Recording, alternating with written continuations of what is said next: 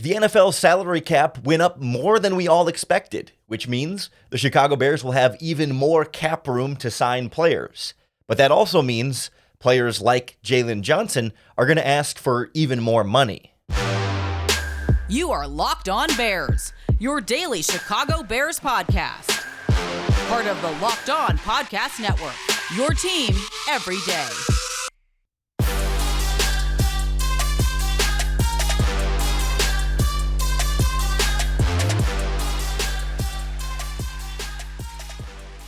This is Locked On Bears, and I'm your host, Lauren Cox.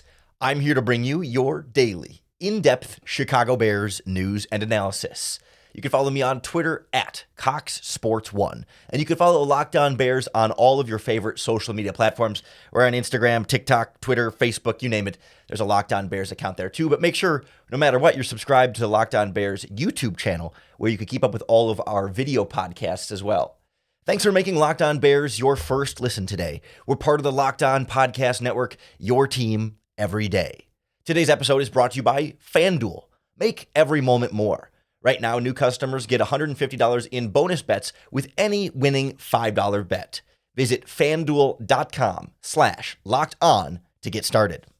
On the show today, we look at the Chicago Bears implications of the salary cap going up more than we thought it would. We knew it would go up some, but it went up an even greater amount. And that changes some of the math when it comes to how the Bears are approaching free agency coming up when it comes to Jaylen Johnson and how those negotiations might go. It also locks in more or less the price of the franchise tag with that situation, but also on the open free agent market. The top contracts are going to be even higher than maybe we initially projected, but it's a question of whether or not that trickles down to the middle class of NFL contracts. It's not a very cut and dry answer there, but also it sets the fifth-year option for all of the rookies coming on the end of their rookie contracts, including Justin Fields. And we'll look at what kind of implications that could have as the Bears consider potentially trading him.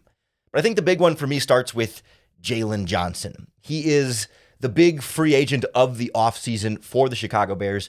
The free agency we've been anticipating for really more than a year now, but especially, the last 6 or 7 months as the Bears tried to negotiate with him before the season and then up to the trade deadline and then allowed him to seek potential trade opportunities, but nothing really materialized there. And now both sides have expressed a strong willingness to keep Jaylon Johnson with the Chicago Bears, but it's really going to cost the Chicago Bears if they want to keep Jaylon Johnson in one of two ways. They can franchise tag him, and they have another, week or so here, a little over a week, to negotiate that franchise tag situation, to negotiate before the franchise tag deadline, which would lock him into this contract. Right now, the franchise tag numbers as it's set would be a fully guaranteed 1-year, $19.8 million contract on the franchise tag for Jaylen Johnson. That becomes a $19.8 million cap hit right now. Goes right into your cap space immediately, and it stays there until you sign him to a new contract to replace that franchise tag, and then you can bring that number down. But right away, it's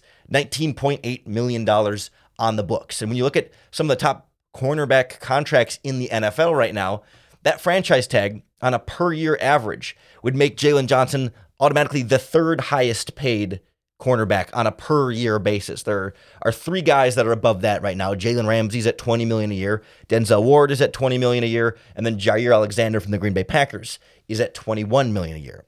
And so it's not as though the franchise tag is a huge money saver for the Bears. If anything, actually, the franchise tag costs them more because that $19.8 million cap hit is immediate. Whereas if you sign him to a long-term extension, say that's worth $19.8 million per year, a lot of times what you're able to do is lower that initial year one salary cap hit a little bit and increase the cap hits later on. You quote unquote backload it a little bit more so that maybe he's only costing you on the salary cap $15 million this year, but then, next year it jumps up to say 21 and then maybe 22 and then say 24 or 25, by the 4th year, however long the contract ends up being. Like signing Jaylen Johnson to a contract extension would be cheaper this year in your salary cap space this year than signing him to the franchise tag.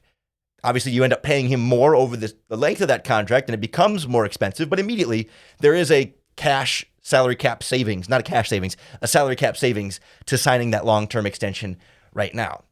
The question becomes what number that long-term extension is going to be.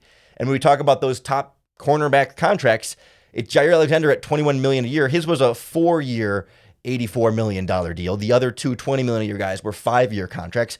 We're not sure what Jaylen Johnson's priority is going to be there in terms of length and percentage of guaranteed money, but you can be sure that when the salary cap goes up this much, and it's not like a historic salary cap increase, I think it's like the third or fourth highest percentage increase in the last like 20 or 30 years. Like it's a high increase, but this is not like earth-shattering, oh Lord, no one's ever seen the salary cap go up this much before. No, it's just a big jump, a bigger than expected jump.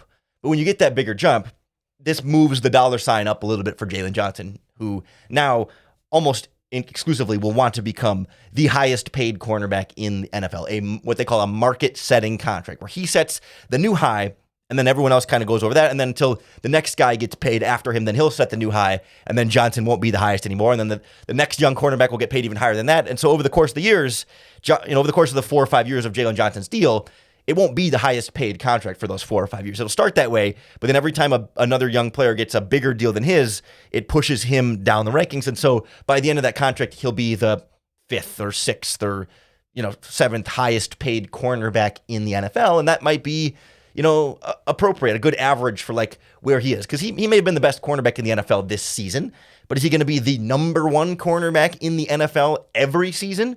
It's probably not fair to expect of him, but should he be in the top 10 every year? Absolutely.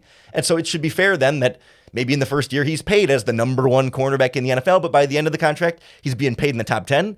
Like that all seems to be pretty fair in my eyes. And so it's a question of like the Bears kind of having to bite the bullet here and say, okay, it's going to cost you at least $20 million a year to get Jaylen Johnson under contract for the long term. Like you got to get to that Jair Alexander, Denzel Ward, Jalen Ramsey number, and he's going to want to be even slightly above that. Now, it kind of depends on how much guaranteed money, right? It's not purely going to be measured by the per year average. If he's, sometimes players value that average salary because they think, oh, I'm going to be out there and I'm going to play out the end of this contract and get more money there. Some players would take less on a per year average for more guaranteed money to make sure that that money actually goes in their pocket and that they don't get cut at some point in that contract window. But either way, the Bears are going to have to work the numbers here, and Jaylen Johnson's going to go at the top of that list. And I do think Jaylen Johnson is absolutely worth getting to the top of that list. Like you said, he's not going to be the highest paid cornerback for every year of that contract anyway, because the contracts will keep going up.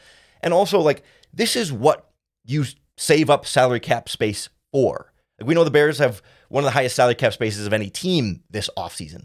And this is the whole reason you get salary cap space, is to sign quality players to long-term contracts. And generally speaking, signing outside free agents in free agency doesn't tend to work very well. That's not a long-term successful team building strategy. You don't see teams that spend the most money in free agency win the most games. Free agents can help, but like signing the biggest free agents doesn't always mean the best moves. And re-signing your own players tends to be the more financially lucrative, not in terms of money, I'm trying to think of like the word here, but tends to be the most wise decision, right? Like this is, you want salary cap space to sign really good players to long-term contracts. If you let Jaylen Johnson go, you trade him or you let him walk for whatever reason, like you're going to have to replace him with a player who's not as good, and you hope that that player becomes as good as Jaylen Johnson, then you pay them. Like I certainly have my reservations when it comes to Jaylen Johnson's durability, and that's going to play a factor in these negotiations. But if you can structure a contract to give you some financial flexibility and safety on the back end for the Bears, I think he's more than worth giving that $20+ million contract to, if this is what you want the salary cap space for, instead of giving all that money to some outside players that have a much higher likelihood of busting, as opposed to Jaylen Johnson being a player that you know very, very well. He's not going to be the only one whose contract demands go up as a result of this salary cap increase. It's going to make all the top free agents cost more. But there's some real question as to whether it will make every free agent cost more, or if there'll be kind of an effect here where only the top of the class really gets affected. We'll go through, dare I say, some of the free agent salary cap economics. Are we going to have an economics lesson on the podcast today? Next on Locked On Bears. This episode of Locked On Bears is brought to you by our friends at FanDuel Sportsbook, America's #1 sportsbook. And now is a great time to get in on the action with FanDuel, because new customers are getting $150 in bonus bets with your first winning $5 bet. So you bet $5 on anything. And if your bet wins, not only do you get the winnings of your $5 bet, but then FanDuel is going to add an extra $150 into your account on top of that you can use to bet on anything. Even though football season's over, you can bet on futures for next season. You could bet on the NFL draft and who's going to draft which players in what slots, plus all of your other favorite sports, basketball, college and professional, soccer, hockey, tennis, boxing, UFC, I mean, you name it, they've got it all on FanDuel. So get your $150 in bonus bets today by visiting FanDuel.com/lockedon. FanDuel, an official sportsbook partner of the NFL and NBA. So Jaylen Johnson's price tag is going to be the one that's most relevant to the Chicago Bears, the one that I think Ryan Poles needs to bite the bullet and pay up for. Albeit understand, you got it's not a blank check, right? But you got to meet him where he's at and say this is worth it for our franchise, as long as you feel like financially there's enough kind of protections and stuff in the contract. But I still think franchise tag for Jaylon Johnson is coming first, and then maybe a long-term contract from there, but I don't know that they're going to get a long-term deal done before the franchise tag deadline. But it will also mean that every other big-name upcoming free agent is also going to cost more. Chris Jones from the Chiefs, Josh Allen, the edge rusher from the Jacksonville Jaguars, Brian Burns from the Carolina Panthers. I mean, some of these guys could get franchise tagged as well, and we'll get to that in a minute here, but like all of these big-name guys, those price tags are going to go up because they say, oh, well, now you've got more salary cap space, so now you can afford to pay me more. And really, a lot of the ways that these top contracts are negotiated, you don't see this as much with the lower contracts, but a lot of the top contracts are negotiated somewhat as a percentage of the current salary cap. So Jaylon Johnson, for example, I'm not saying that this is how it's going to happen with him specifically, but for example, Jaylon Johnson's agent might come to the Bears and say, okay, when Jair Alexander signed his contract for $21 million a year, that represented 7% of the salary cap at that time. I actually don't know what that percentage is, but bear with me here. That they say, hey, when that contract was signed, the number one cornerback in the NFL was being paid 7% of the salary cap at that time. So we want 7% of the current salary cap.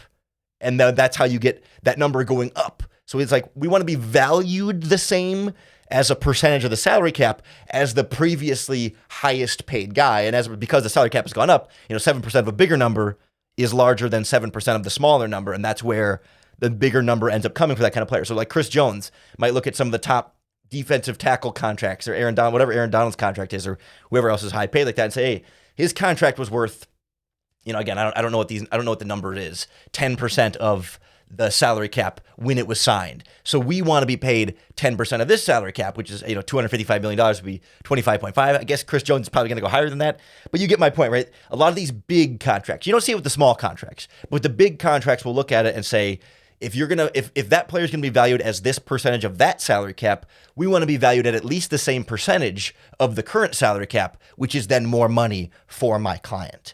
This doesn't happen as much when it comes to the middle of the road free agents, right? If the salary cap is $255 million this year, you're not going to see a player go, hey, you signed that wide receiver for 1% of the salary cap, $2.5 million. Our player wants to be 1% of your salary cap too. Like that doesn't quite end up. They'll still look at previous contracts and say, okay, that player got a $2.5 million contract. We think we're worth 3 then. Like, sure, they'll look at the smaller numbers, the smaller contracts will look at the raw numbers and say, okay, he got 2, we want 3. He got 3, we want 4. And certainly that's part of the bigger contracts too. Jaylon Johnson, hey, you got 20, we want 22. Like that's part of the math as well. But the percentage thing tends to only apply to the bigger contracts. It's okay, if more money is going to go to the biggest contracts in free agency this year, Chris Jones is going to get a little bit more. I mean, we'll see if these guys actually hit the market. But whether they hit the market as free agents or re-sign with their team, Jaylon Johnson's going to reset the cornerback market. Chris Jones is going to reset the defensive tackle market. Josh Allen might reset the edge market, or Brian Burns, or whichever edge is going to sign that contract first, and then we'll set it for the other one. T. Higgins might set the wide receiver contract market, or Michael Pittman. Like, okay, then teams are spending more money at those spots.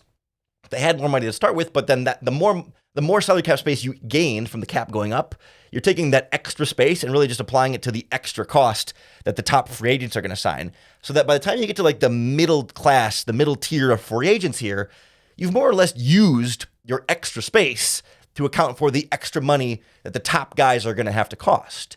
And so where does that leave the middle free agents? Like, I think, yes, the middle class of free agents are generally going to get slightly more than the previous middle class of free agents. There's a certain aspect of inflation here where, yeah, just every year the contracts go up a little bit, but you see the biggest gains in the top contracts, and the middle contracts don't tend to make as big of a leap in this kind of a salary cap inflationary environment in that way, especially because you don't, like, even with this increase in salary cap, you don't have that many teams that have that much salary cap space. Like when you look at teams with cap space right now, like at our friends at overthecap.com, like you've got 7 or 8 teams that have about $40 million or more in cap space when you account for, the rookie contract and stuff, like what they call effective cap space, like not the whole number, but they're going to have to pay their rookies and some other things moving forward. So you can kind of cut that out because it'll be a more like fixed cost based on the rookie wage scale.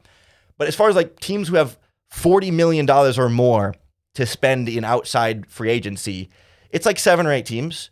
So that leaves, 24 or 25 other teams that don't have a ton of cap space. They have some cap space, like the Vikings, for example, have $30 million in effective cap space, $35 million overall, where the Panthers have 32, right? So the Vikings at 30 million, just as an example, if they want to re-sign Kirk Cousins, that might be a $30 million contract or a $25 million contract, and that's going to eat up most of your cap space. Like these are not teams that can afford to give out a big contract. They can't afford to sign Jaylon Johnson to a $20 million a year contract. They can't really afford to sign a Chris Jones to a $30 million a year contract. Could they restructure all of their deals and make room for it? Yes, but functionally, there are only a handful of teams that are really going to go out and be willing to spend on the big free agents.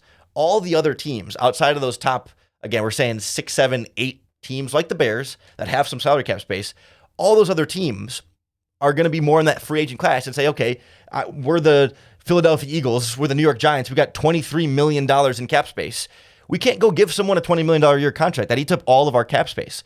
We're going to have to go give a couple of $5 million contracts, maybe a couple of $6 million contracts, but like they're going to be shopping in that middle class. And so if the middle class of free agents says, no, we want to go be 10, 11, $12 million players. Like, see, we want to get paid more just like those guys did.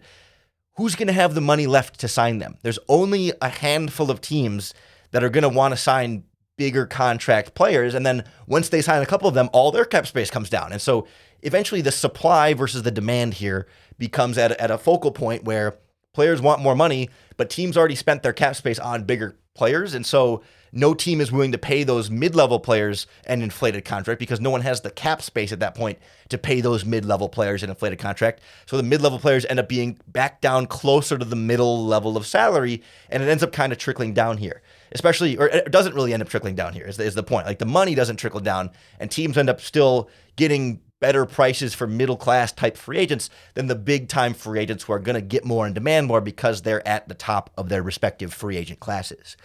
The other thing to consider here is how many teams are already in some form of salary cap trouble. The kind of teams that are starting in cap space that are over the cap right now. There are 1, 2, 3, 4, 5, 6, 7, 8, I think 11 teams over the salary cap space, including the Green Bay Packers.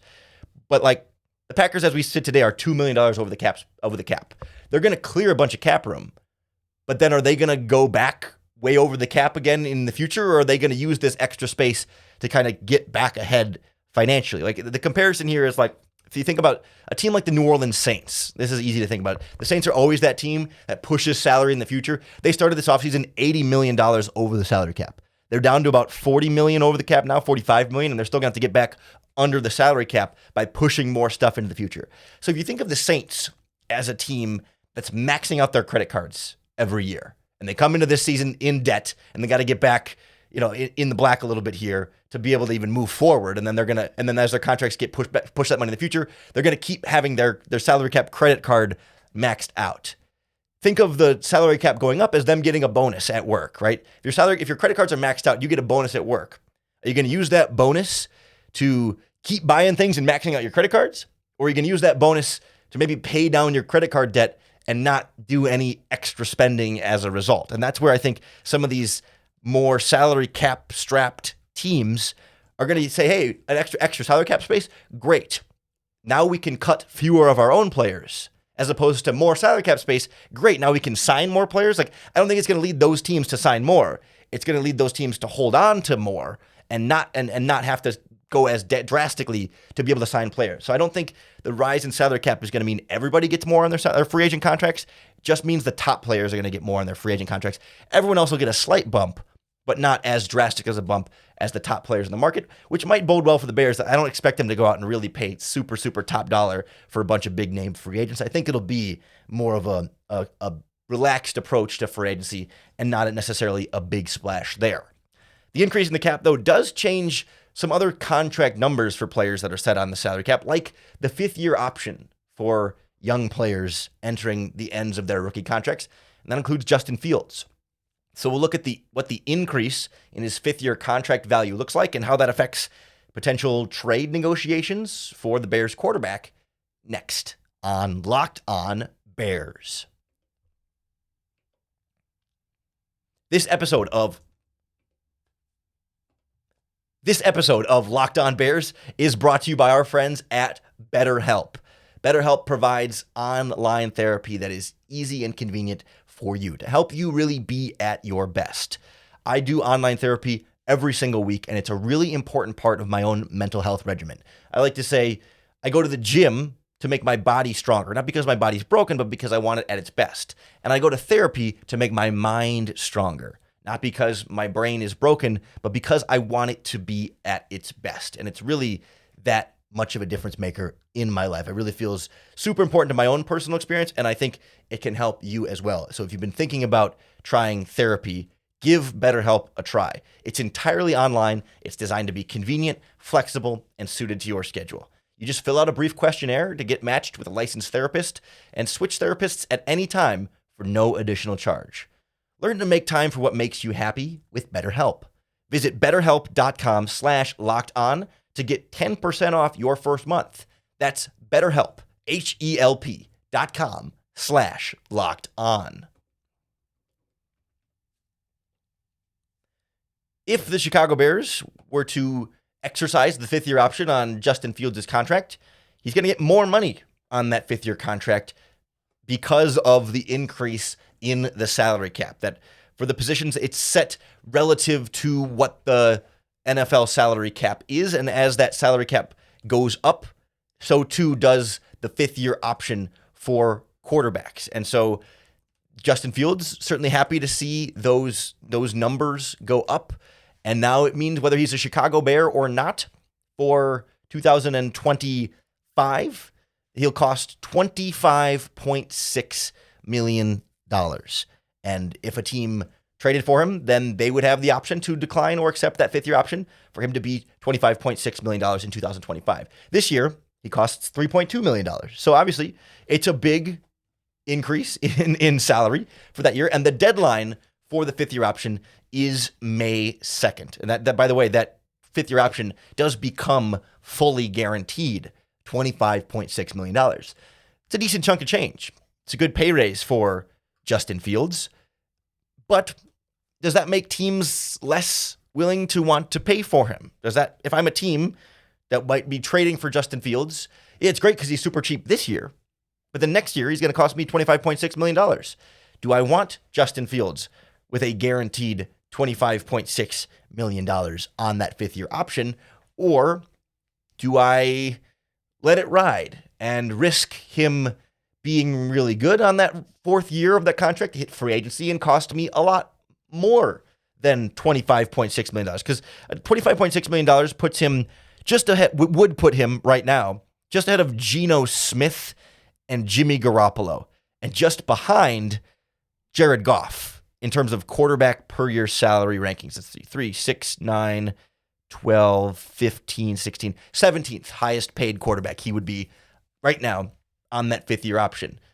If you think Justin Fields is the 17th best quarterback in the NFL, then that's a steal. That's still a good value for you. It's like, all right, that's paying him what we think he would be worth then over the course of the contract. So for other teams potentially trying to trade for Justin Fields, it becomes an equation of, okay, how much will Fields cost this year and next year versus how much will any of the other free agent quarterbacks cost me, and how much better or worse do I think Fields is than those players, and how much am I willing to pay for the difference between how much I think how good Fields is versus how good any of those other players will be, also versus how much a rookie might cost me, because it depends on where you're drafting a rookie. You know, if there's a team who's trying to debate, do I trade for Fields, do I sign a free agent, or do I draft a rookie?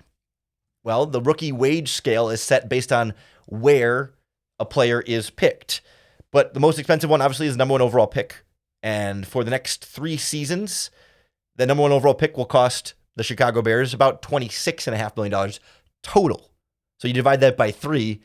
That's just under $9 million a year for those first 3 years of the number one overall pick. So, like, obviously, the rookie quarterback is always going to be the cheapest amount, but it's not like it's nothing either. But then it becomes, okay, Justin Fields versus free agents. Because, the later you go in the draft, the less sure you're going to be about that rookie, but also the less they're going to cost. So once you get past Washington or New England at 1, 2, and 3, quarterbacks get even cheaper as you go later in the draft. And so then if I'm a team like Atlanta at 8, or the Steelers at 20, or the Raiders at 13, or the Broncos at 12, I need a quarterback. And where am I going to go for that quarterback? Do I want to go into free agency, where you've got potentially, as we said today, Kirk Cousins, Baker Mayfield, Ryan Tannehill, Russell Wilson might be released, presumably going to be released. Jimmy Garoppolo is presumably going to be released. Those are some big name quarterbacks, some quarterbacks that some teams might find better than Justin Fields, but they're also, some of them, going to cost more than Justin Fields. But how much more? Like, if I think, let's say Kirk Cousins, better quarterback than Justin Fields. Let's not, I mean, we could debate that, but like, let's say for this argument, let's say I'm a team that thinks Kirk Cousins is a better quarterback than Justin Fields. I could sign an older Kirk Cousins. See, Cousins' current contract is $35 million. Presumably, his next contract isn't going to be much cheaper than that, if not potentially more than that. And there's some sticking points there because, he wanted a fully guaranteed contract in his last deal. So I know there's always going to be some questions there for Kirk Cousins, but he's looking at more like a $40 million a year contract. So you could sign Kirk Cousins for $40 million a year for the next 2 years.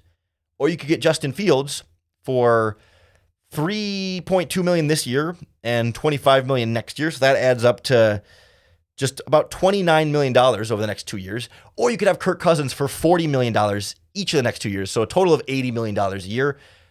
Or Justin Fields for about $15 per year. Well, even if I'm a team that thinks Kirk Cousins is better than Justin Fields, is he twice as better than Justin Fields financially? I mean, Justin Fields ends up becoming the cheaper option, but of course, then you have to give up trade compensation to get Justin Fields. So how do you weigh, you'd save over the course of 2 seasons, really you'd save $20 million a year in cap space. Well, 15 to 40 is $25 million a year in cap space total over the course of 2 seasons by keeping Justin Fields. Or sorry, by trading for Justin Fields, but I have to give up a draft pick to get him. So how valuable is that $25 million in cap space that I'm saving? Is it worth a second round pick for me to save a bunch of money to trade for Justin Fields? Or is it worth it to me to keep that draft compensation because I really value those picks and say, I've got cap space. Let me go out and sign this quarterback. I don't need to save a ton of cap space for a bunch of other stuff here. I can it's worth it for me to invest in that quarterback position because maybe I'm a team that feels like I'm a quarterback away. Like the Falcons don't have a ton of cap space in that regard. They can't currently afford that contract, but that kind of team, like the Commanders are probably going to draft one, but they've got a lot of cap space. Say the Patriots feel like we don't want to draft a rookie quarterback. We just need that veteran to go out and get them. Like that's really a spot where you could see a big name quarterback contract going there and putting them over the top and saying, yeah, it's not worth it for us. We'd rather sign that quarterback and then use our picks to support that quarterback as opposed to trading our picks to get this quarterback and then having all this salary cap space. But how valuable is that salary cap space to us, or are we just worried about signing players that might not ultimately end up being that good for our team? So Fields costing more in the 5th-year option does slightly lower his value, but not every team is guaranteed to trade for him and then accept that 5th-year option. A team might trade for him and say, we're going to play out this rookie year and see how this final year of his rookie contract, year 4, and see how it goes. I think the real thing is that May 2nd, 5th-year option deadline also becomes kind of a trade deadline because whatever team trades for him will want to have the power to decide whether or not they want to exercise that 5th-year option. Presumably, the trade will happen a lot quicker than that if it's going to happen. Could happen as soon as like coming out of the NFL Combine this week, which, by the way, I'm heading down to the NFL Combine in Indianapolis today as this podcast comes out. So we'll be having some live podcasts from Indy this week. So I hope you'll tune in for those. We're going to be picking up all sorts of nuggets around Indianapolis with a lot of NFL coaches and scouts and executives hanging around the nightlife there. We're going to pick up some little tidbits here and there. We always get some goodies at these kind of live events like the Senior Bowl. So you got to be tuning in to Locked On Bears to get all of your daily in-depth Chicago Bears news and analysis. Thanks for making Locked On Bears your first listen today. We're part of the Locked On Podcast Network, your team every day. Thanks for making Locked On Bears your first listen today. Come on back tomorrow as we get you ready for the NFL Scouting Combine and Combine updates all week long. And no matter whether it's from the home studio or in Indianapolis, you can be sure we're always going to make time for you to bear down.